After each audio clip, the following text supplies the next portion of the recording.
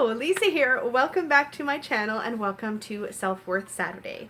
This week we are going to be talking about accepting constructive criticism and sort of how to mine the good out of those experiences for those of us that find that particularly challenging. So if that topic interests you, then definitely hang around. We're going to be talking about it. I do like to premiere these videos on YouTube, which means that when this video goes up on YouTube, there is a live chat available to the side or down below, depending on which device that you're on. So if you are watching this after the fact and you see that live chat and you're like, why can't I comment?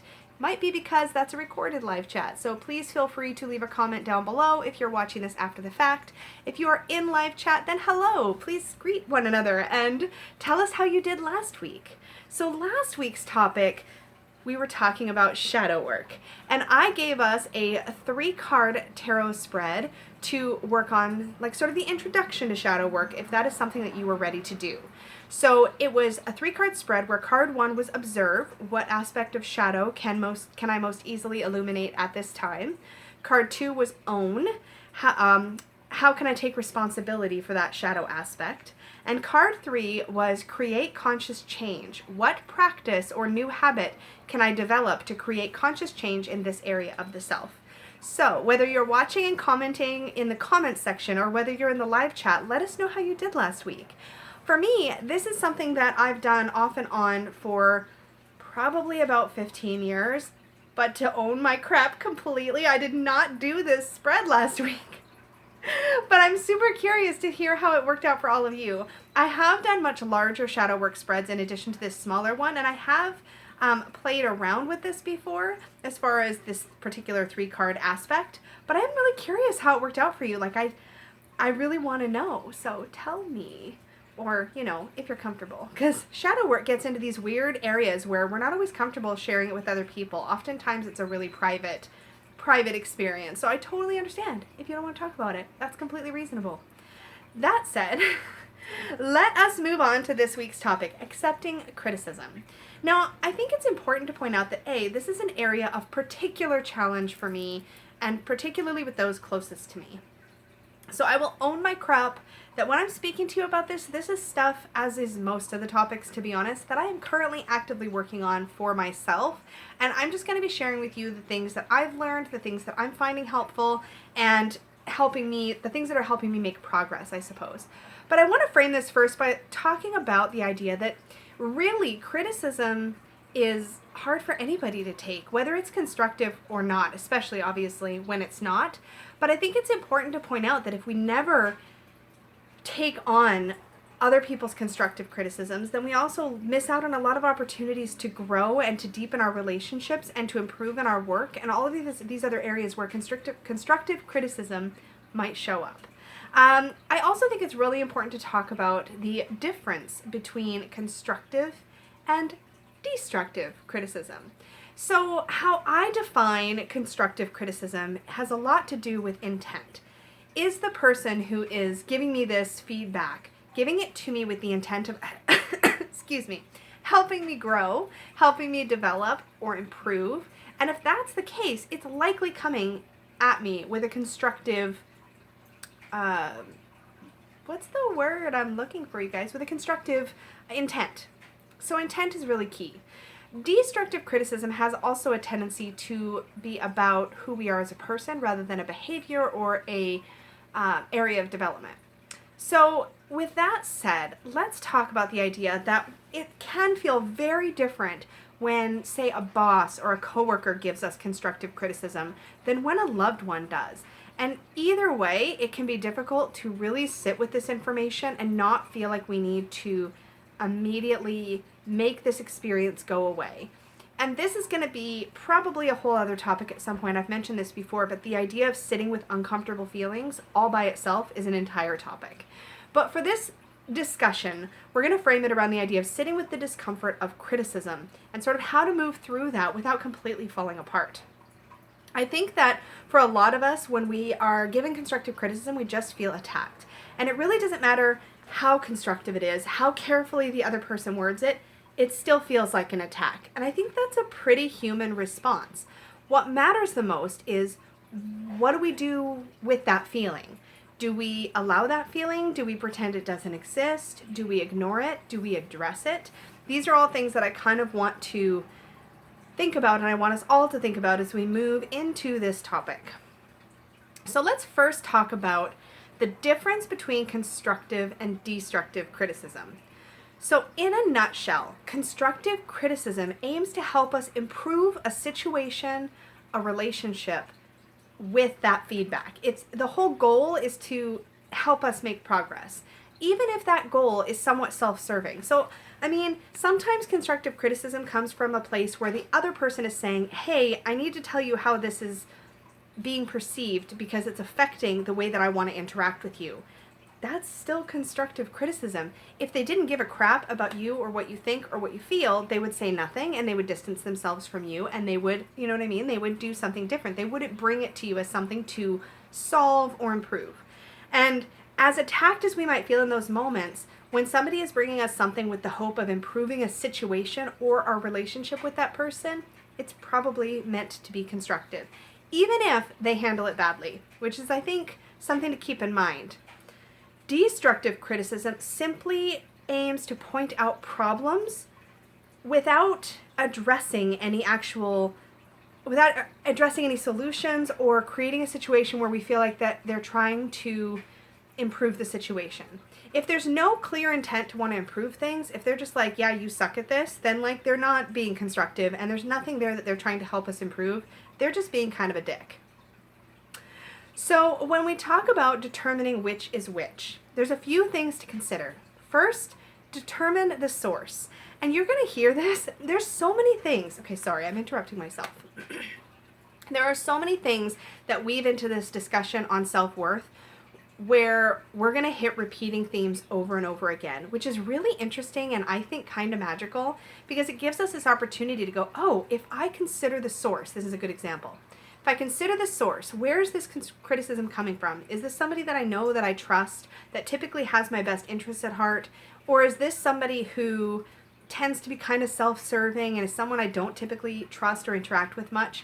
That can completely change the way that you allow yourself to receive the feedback in the first place.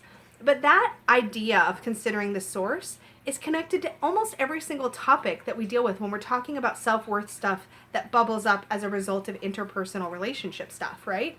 So considering the source is a huge first step to determining whether the feedback coming at you is destructive or constructive. I think it's important to also consciously disarm yourself and, you know, kind of put down your mental sword and shield and really consider what you're hearing, because let's face it, most of us don't know how to give constructive criticism either, which means there's a good chance the delivery of what you're hearing isn't the best. And we like to talk a lot about how we can give better constructive criticism. We can make me statements, we can talk about how something makes me feel, but the reality is that we're all human and none of us is perfect, and we're very unlikely to do this really well every single time. But if we consider the source and we disarm ourselves a little bit and just put down the defensiveness for a moment and consider what we're hearing, we are better able to read between the lines and figure out what is this person actually trying to accomplish. Some things are really obvious. If somebody like just makes a personal attack or tells you that you suck at something, those are obvious, right? But there's all these nuanced areas where this can come up and we don't really know what their intent is. So just pausing, considering the source, and consider just disarming yourself a little bit and really listening can make a big, big difference. So the other thing you can do is when you've determined that this is destructive criticism. So when you've determined this person is just being a jerk, they have no intention to help you, they're not somebody who would typically bring you feedback with the intent to help in any way or to improve a situation, whether theirs or yours, then you want to think about how you're going to handle destructive criticism. First things first, from a self-worth perspective, think of destructive criticism like a nasty, dirty, slimy oyster. Just hold that visual for a brief moment. In the most ickiest of icky, sometimes you can still mine a pearl. Somebody who comes up to you and says something totally destructive, sometimes you just gotta go, F that, bye, and be done with it. But sometimes there's still something you can mine. sometimes there's still a piece you can consider, marinate on, and think about, and you can still take something constructive out of it, even when it's destructive. I'm not saying that that's always the case. In fact, it's not even often the case, but sometimes it is. Sometimes the person who says something really crappy to you inspires you to do something new or to try something different. And you might find that while they aren't somebody you care about and you don't need to fix anything with that person, nor do you really need to take anything that they said to heart, there might be something in there that could help you, right? So I think it's important to remember that sometimes our teachers are not the fluffiest or the nicest, but we can still learn, right? And then after you've sort of done that, whether or not there is sort of a pearl of goodness out of there, then I want you to ask yourself, what would Peggy do? Because we all know what Peggy would do. Peggy would say, fuck 'em. So with that said, let's talk about constructive criticism, because that's really what we're here for. So I'm going to get into some do's and some don'ts. And please keep in mind that when I'm talking about the don'ts, this is all crap I've done. Like, I've done all the don'ts. Some of them I still do pretty regularly. So know that this is coming with love and, again, total humility, because I've so been there. I've probably been there last week. Just saying. So first of all, do consider the source. We're going to keep coming back to this. Keep that front of mind. This is sometimes the hardest, because when somebody brings you something challenging or confronting, we kind of just want to be pissed off. But if you consider the source and this person that you possibly care about, whether professionally or personally, that can help a lot. Consider the source. And also consider, just maybe take that split second to ask yourself, is this somebody or something that is worth the effort of moving through this discomfort to see if there's something good that can be gleaned here for me, for this relationship, or for this situation? So definitely do consider the source. Ask yourself if they're worth it. Don't let your inner critic take over. Make sure that hoe is in the back seat or in the trunk.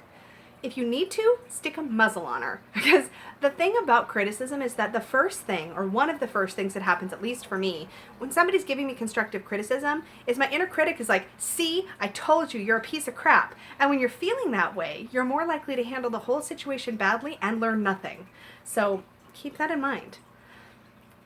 Do remind yourself that constructive criticism should be about actions and behavior, not you as a person or your worth. If what you're hearing is somebody who's trying to improve something, again, a situation, a job, a relationship, something about you and your behavior, they're talking about that behavior, that product, that workshop, that action, that something, but they're not saying you are unworthy. And a lot of us will filter whatever we're hearing into those simple words, that we are unworthy somehow, that we are bad, that we suck. And that is your inner critic.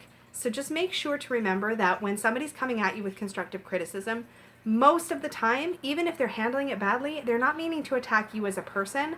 They're trying to say, hey, this particular thing is a problem. Let's talk about it. Do remind yourself, I just said that, do remind yourself that constructive criticism is about behavior. I have notes. If I didn't have notes, I'd be talking about a tarot deck right now, or what I had for lunch. 'Cause squirrel. Don't focus on what is untrue about what you're hearing. This is such a big one. Oh my gosh. Okay, so when we're hearing stuff, the first thing a lot of us go to is, but I didn't mean that. I didn't do that way. You've misunderstood me. And when I say the first thing we go to, I mean the first thing I go to, because that's what I do. Like a lot. Like, it's hard work to not do this because it is so ingrained in me to do this. But the first place I go is, but here's why it's okay, or here's why this is fine, or here's why this discomfort needs to go away right now. So don't focus on what is untrue about what you're hearing. Do ask yourself, what could be true about what you're hearing? Easier said than done, not gonna lie, but it is such a powerful one. If somebody's coming at you with something that makes you uncomfortable, if you can just remind yourself to say, okay, if what they're saying is true, what could I learn? Or what is true about what they're saying? Then you put yourself in a whole different frame of mind where you're actually hearing another perspective and you're open to it. Don't defend explain, or justify, because all three of these things are minimizing. If somebody comes at you, let's say your boss comes at you and says, I notice that your work is not where it needs to be. I notice you need to improve on these areas. If you're like, well, yeah, but I would if I only had more people, or I would if I blah, blah, blah. If you give all these excuses, all you've managed to do is tell your boss that A, you can't take constructive criticism, which is often a problem at work.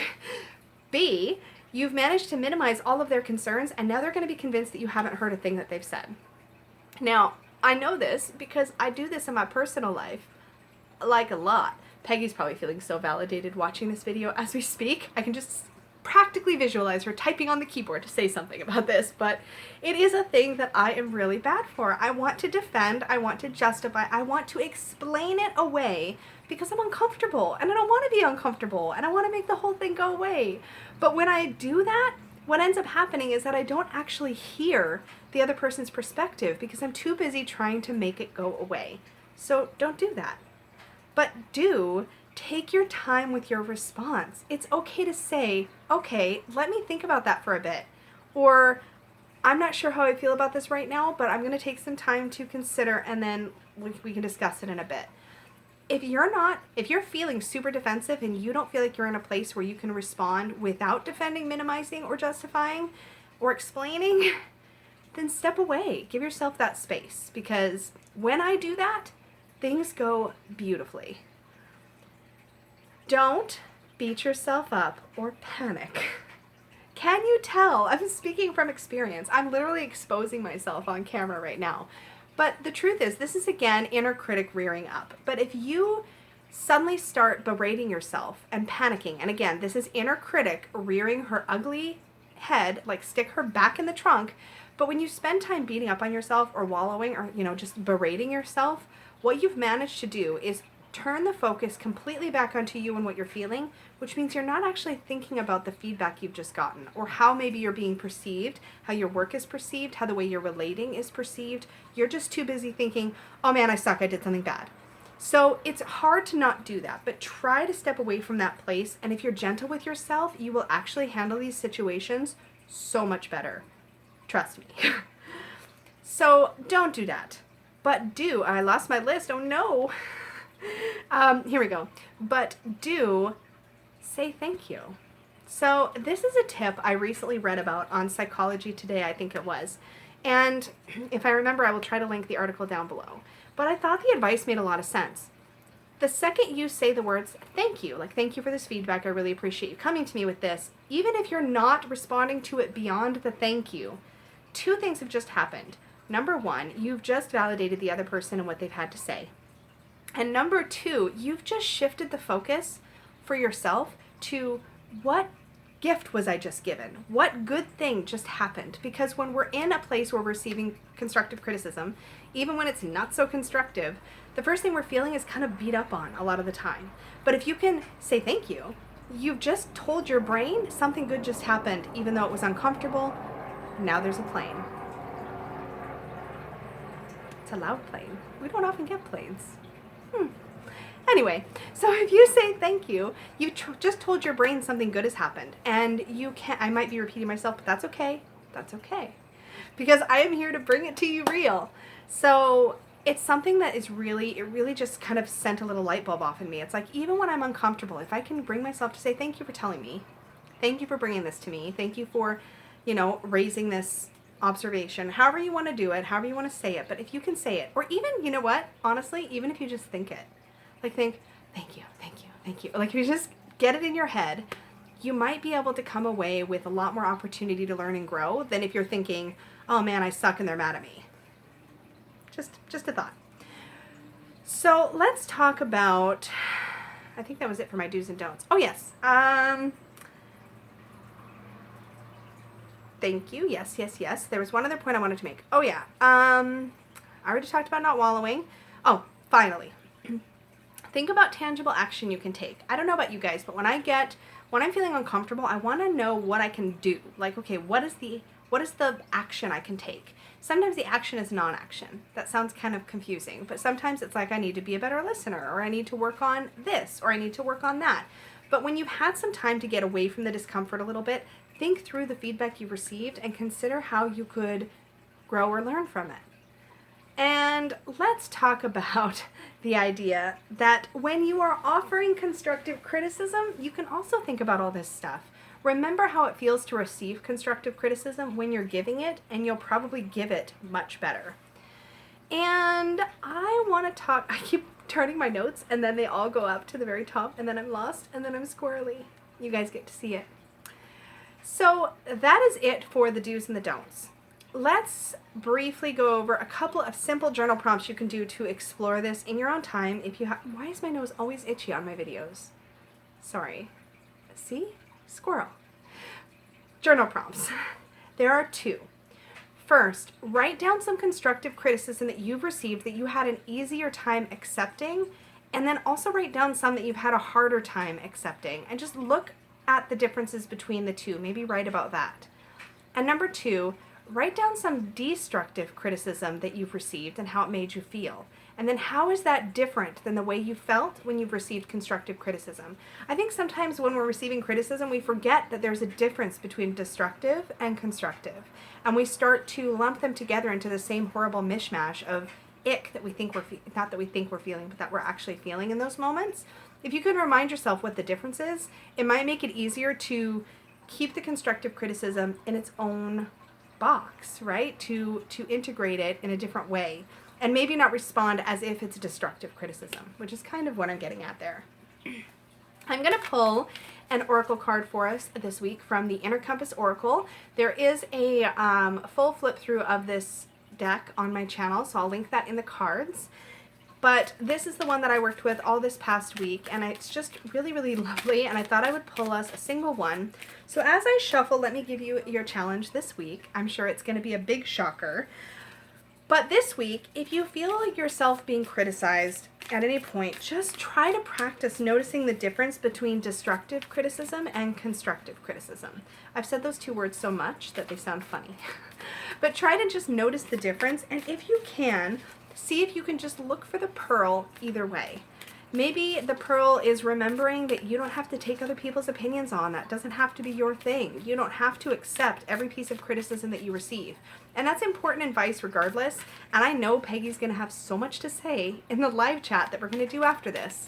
But just keep in mind that A, you don't have to agree with every piece of criticism you receive, no matter whether it's constructive or destructive.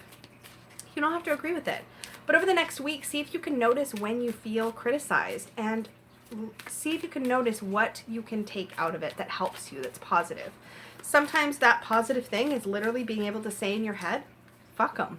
And sometimes what's positive is, oh, I probably could be working on that, or oh, I probably could be more aware of that. There's so much gray area in between those 2 things as well, that this is such a complicated thing to actually be able to navigate. It's one of the reasons why it's still the thing that I struggle so much with, particularly in my interpersonal relationships. I'm actually pretty decent at it at work. It's like somebody criticizes me and I'm like, yeah, okay, I could do better. Peggy brings something to me that I've been doing not great, and I'm like, but I didn't mean it. And everything falls apart in that moment, right? So no matter how good you think you are at something, there's still usually some room to grow. So with that, let's see what we have for a card. Cut the deck. Cosmic order. Now, the interesting thing about this idea of cosmic order, this idea that things happen for a reason, that things fall into place when they're meant to, can be applied to criticism in this simple way. When we hear something we're not necessarily ready for, sometimes it pushes us to defend and fight away, and we lose an opportunity to learn. But then maybe we learn it a little easier the next time. But sometimes when we get criticism and we actually are able to integrate it, learn from it, and maybe improve something, then we've just had a teacher, even if that teacher was not the one we expected. Just consider when you're having these moments of discomfort and difficulty, what is the gem, what is the pearl that you can pull out of that slimy oyster, and just trust that there's a lesson there, even if the lesson is learning to let other people's opinions of you wash off your back. And with that, you guys, I will see you all again very, very soon. Remember to like, subscribe, click the little bell so you get notified of my future videos, all of that good stuff. Remember that if you have a topic you want me to cover in Self-Worth Saturday, to please hit me up by email. My email can be found on my YouTube About page. You can also join us in the Supportive Tarot Facebook group and weigh in there in the weekly poll that I always put. You can comment down below. You can send me a DM on Instagram. Any way you want to contact me, if there is something you want on the list to be covered for Self-Worth Saturday, hit me up, let me know. I'll add it, we'll vote on it, we'll get there eventually because there are so many topics yet to cover. With that, I'm going to close this out by just reminding you to say to yourself as often as possible, I am worthy and I am unafraid. Thank you so much, you guys. Talk to you later.